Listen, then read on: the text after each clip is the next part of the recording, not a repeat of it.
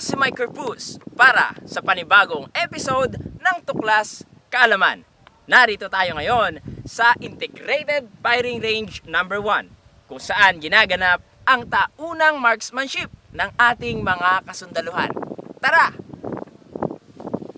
Ang marksmanship skill ay isang kakayahan ng isang tao na asintahin at patamaan ang target. Isa rin ito sa pinakamahalagang kasanayan na dapat taglayin ng isang kawal Pilipino upang magampanan ang kanyang tungkulin na protektahan ang kapayapaan at kaayusan ng bansa.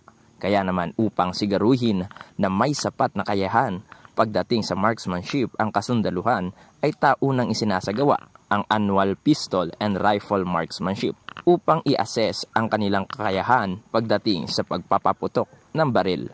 Bago magsimula ang mainit na pagsalang sa pagpapaputok ng pistol at rifle, ipinapaalala ng mga range officers sa mga participant ang 4 cardinals of gun safety at maging ang fundamentals of marksmanship.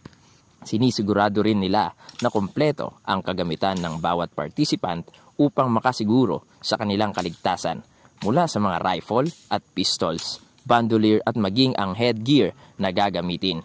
Sinasagawa ang annual pistol and rifle marksmanship sa Kaugnay Division sa pamamagitan ng combat marksmanship upang maipakita sa mga kalahok ang mga standard operating procedures sa real-life combat operations pagdating sa pagpapaputok ng kani-kaniyang armas. Ilan nga dito ang 250 at 200 meters unsupported prone position, 150 meters target, ang moving target na may layong 75 meters at 50 meters.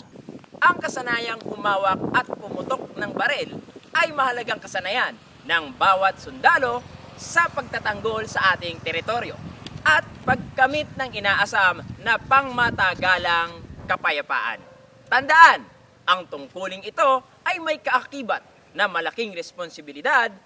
Ako si Mike Corpus at ito ang Tuklas Kaalaman.